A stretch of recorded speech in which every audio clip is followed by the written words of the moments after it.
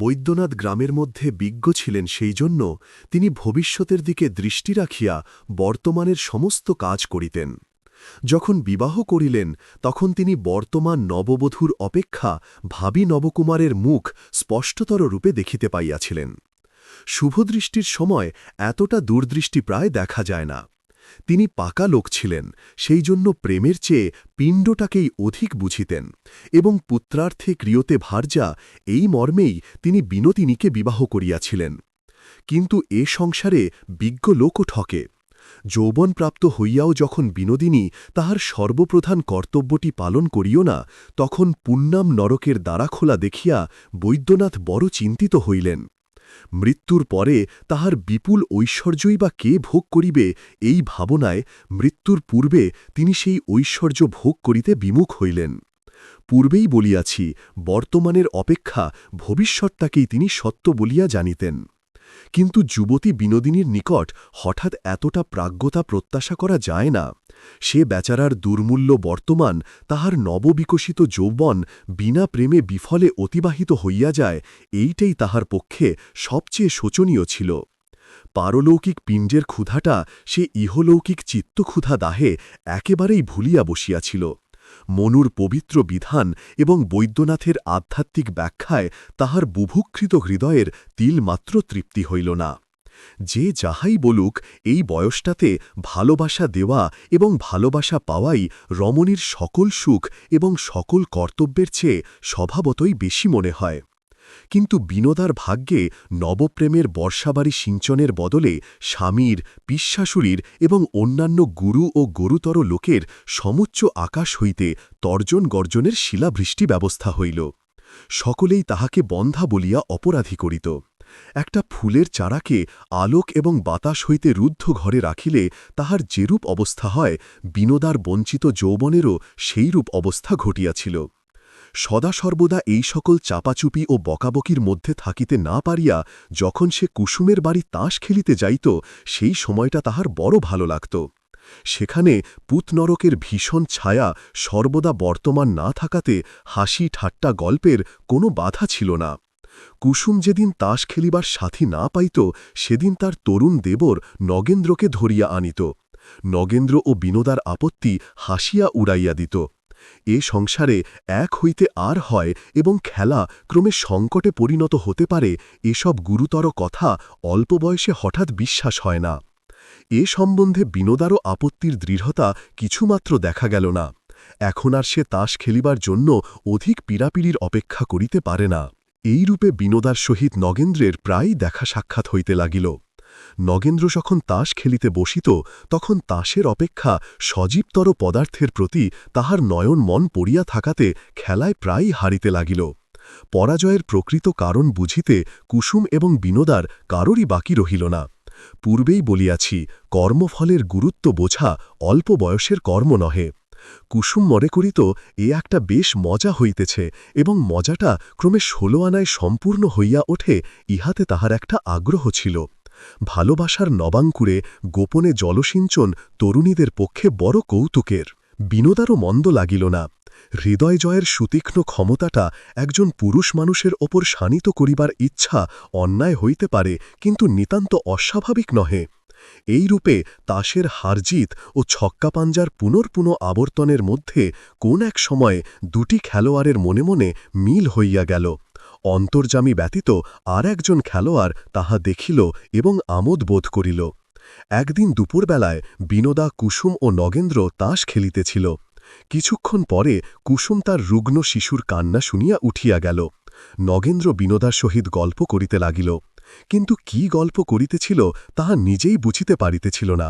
রক্তস্রোত তাহার হৃৎপিণ্ড উদ্বেলিত করিয়া তাহার সর্বশরীরের শিরার মধ্যে তরঙ্গিত হইতেছিল।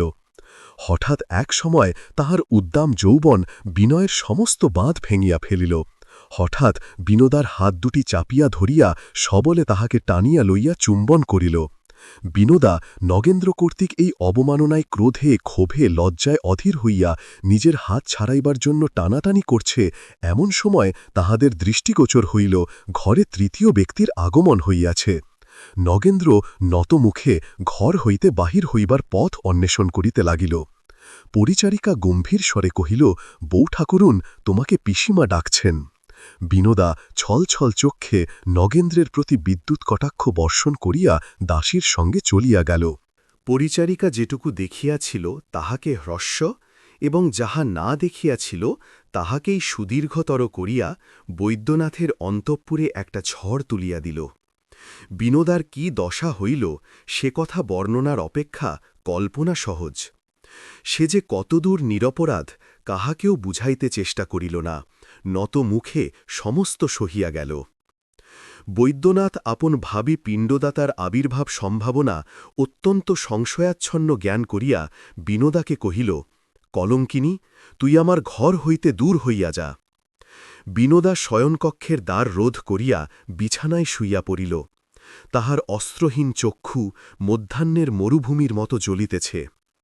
যখন সন্ধ্যার অন্ধকার ঘনীভূত হইয়া বাহিরের বাগানে কাকের ডাক থামিয়া গেল, তখন নক্ষত্রখচিত শান্ত আকাশের দিকে চাহিয়া তাহার বাপ মায়ের কথা মনে পড়িল, এবং তখন দুই গণ্ড দিয়া অশ্রু বিগলিত হইয়া পড়িতে লাগিল।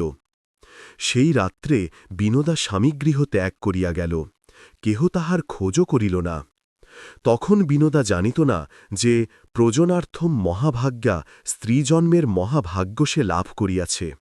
তাহার স্বামীর পারলৌকিক সদ্গতি তাহার গর্ভে আশ্রয় গ্রহণ করিয়াছে। এই ঘটনার পর 10 বছর অতীত হইয়া গেল। ইতিমধ্যে বৈদ্যনাথের বৈষয়িক অবস্থার প্রচুর উন্নতি হইয়াছে। এখন তিনি পল্লীগ্রাম ছাড়িয়া কলিকাতায় বৃহৎ বাড়ি কিনিয়ে বাস করিতেছেন। কিন্তু তাহার বিষয় যতই বৃদ্ধি হইল, বিষয়ের উত্তরাধিকারীর জন্য প্রাণ ততই ব্যাকুল হইয়া উঠিতে লাগিল। পরে পরে 2 বার বিবাহ করিলেন, তাতে পুত্র না জন্মিয়া কেবলই কলহ জন্মিতে লাগিল। দৈবজ্ঞ পণ্ডিতে সন্ন্যাসী অবধূতে ঘর ভরিয়া গেল। শিকড় মাদুলি, জলপড়া এবং পেটেন্ট ঔষধের বর্ষণ হইতে লাগিল। কালীঘাটে যত ছাগল শিশু মরিল, তাহার অস্থিস্তূপে তৈমুরলঙ্গের কঙ্কাল জয়স্তম্ভ ধিক্কৃত হইতে পারিত, কিন্তু তবু কেবল গুটিকতক অস্থি ও অতি স্বল্প মাংসের একটি ক্ষুদ্রতম শিশুও বৈদ্যনাথের বিশাল প্রাসাদের প্রান্তস্থান অধিকার করিয়া দেখা দিল না। তাহার অবর্তমানে পরের ছেলে কে তাহার অন্ন খাইবে, ইহাই ভাবিয়া অন্নে তাহার অরুচি জন্মিল। বৈদ্যনাথ আরও একটি স্ত্রী বিবাহ করিলেন, কারণ সংসারে আশারও অন্ত নাই, কন্যাদায়গ্রস্থের কন্যারও শেষ নাই। দৈবজ্ঞেরা কোষ্ঠী দেখিয়া বলিল, ওই কন্যার পুত্রস্থানে যেরূপ শুভযোগ দেখা যাইতেছে, তাহাতে বৈদ্যনাথের ঘরে প্রজাবৃদ্ধির আর বিলম্ব নাই। তাহার পরে 6 বছর অতীত হইয়া গেল, তথাপি পুত্রস্থানের শুভযোগ আলস্য পরিত্যাগ করিলেন না। বৈদ্যনাথ নৈরাশ্যে অবনত হইয়া পড়িলেন। অবশেষে শাস্ত্রজ্ঞ পণ্ডিতের পরামর্শে একটা প্রচুর ব্যয়সাধ্য যজ্ঞের আয়োজন করিলেন। তাতে বহুকাল ধরিয়া বহু ব্রাহ্মণের সেবা চলতিতে লাগিল। এদিকে তখন দেশব্যাপী দুর্ভিক্ষে বঙ্গ, বিহার, ওড়িশা অস্থিচর্ম সার হইয়া উঠিয়াছিল। বৈদ্যনাথ যখন অন্নের মধ্যে বসিয়া ভাবিতেছিলেন আমার অন্নকে খাইবে, তখন সমস্ত উপবাসী দেশ আপন রিক্ত স্থলির দিকে চাহিয়া ভাবিতেছিল কি খাইব। ঠিক এই সময়ে 4 মাস কাল ধরিয়া বৈদ্যনাথের চতুর্থ সহধর্মিণী 100 ব্রাহ্মণের পাদদক পান করিতেছিল, এবং 100 ব্রাহ্মণ প্রাতে প্রচুর অন্ন এবং সায়াহ্নে অপর্যাপ্ত পরিমাণে জলপান খাইয়া খুরি, সরা, ভাঁড় এবং দধিঘৃত কলার পাতে মিউনিসিপ্যালিটির আবর্জনা শকট পরিপূর্ণ করিয়া তুলিতেছিল। অন্নের গন্ধে দুর্ভিক্ষ কাতর বুভুক্ষুগান দলে দলে দ্বারে সমাগত হইতে লাগিল। তাহাদেরকে সর্বদা খেদাইয়া রাখিবার জন্য অতিরিক্ত দ্বারী নিযুক্ত হইল। একদিন প্রাতে বৈদ্যনাথের মার্বলমণ্ডিত দালানে একটা স্থূলদর সন্ন্যাসী 2 সের মোহনভোগ এবং 1.5 সের দুগ্ধ সেবায় নিযুক্ত আছে। বৈদ্যনাথ গায়ে একখানি চাদর দিয়া জোর করে একান্ত বিনীতভাবে ভূতলে বসিয়া ভক্তিভরে পবিত্র ভোজন ব্যাপার নিরীক্ষণ করিতেছিলেন। এমন সময় কোনো মতে দাড়িদের দৃষ্টি এড়াইয়া জীর্ণদেহ বালক সহিত একটি অতি শীর্ণকায়া রমণী গৃহে প্রবেশ করিয়া ক্ষীণ স্বরে কহিল, বাবু, 2টি খেতে দাও। বৈদ্যনাথ শশব্যস্ত হইয়া চিৎকার করিয়া উঠিলেন, গুরুদয়াল, গুরুদয়াল।